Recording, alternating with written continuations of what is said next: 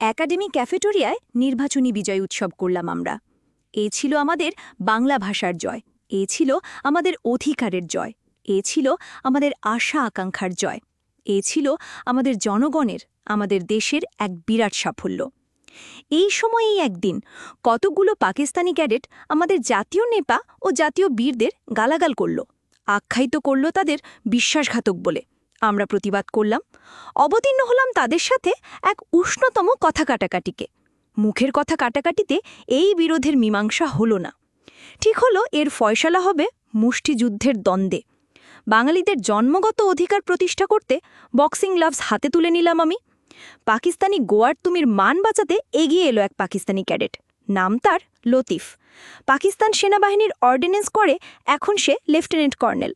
লতিফ প্রতীক্ষা করল আমাকে সে একটু শিক্ষা দেবে, পাকিস্তানের সংহতির বিরুদ্ধে যাতে আর কথা না বলতে পারি সেই ব্যবস্থা নাকি সে করবে। এই মুষ্টিযুদ্ধ দেখতে সেদিন জমা হয়েছিল অনেক দর্শক। তুমুল করতালির মাঝে শুরু হলো মুষ্টিযুদ্ধ, বাংলাদেশ বনাম পাকিস্তানের দুই প্রতিনিধির মধ্যে। লতিফ আর তার পরিষদ দল অকথ্য ভাষায় আমাদের গালাগাল করল, হুমকি দিল বহুতর, কিন্তু মুষ্টিযুদ্ধ স্থায়ী হল না ৩০ সেকেন্ডের বেশি।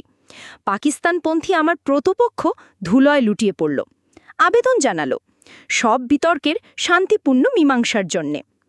এই ঘটনাটি আমার মনে এক গভীর রেখাপাত করেছিল। পাকিস্তানি সেনাবাহিনী তো বাঙালি অফিসারদের অনুগত্য ছিল না প্রশ্নাতীত, অবশ্য গুটি কয়েক দালাল ছাড়া। আমাদের ওরা দাবিয়ে রাখত, অবহেলা করত আর করত অসম্মান। দক্ষ যোগ্য বাঙালি অফিসার আর সৈনিকদের ভাগ্যে জুটত না কোনো স্বীকৃতি বা পারিতোষিক, জুটটি শুধু অবহেলা আর অবজ্ঞা। আখ্যায়িত করত আমাদের আওয়ামী লীগের দালাল বলে। একাডেমির ক্লাসগুলোতে সব সময় বোঝানো হতো আওয়ামী লীগ হচ্ছে ভারতের দালাল, পাকিস্তানের সংহতি বিনষ্ট করতেই আওয়ামী লীগ সচেষ্ট।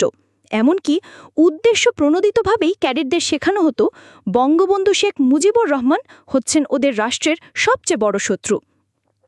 বাঙালি অফিসার আর সৈনিকরা সব সময় পরিণত হতো পাকিস্তানি অফিসারদের রাজনৈতিক শিকারে।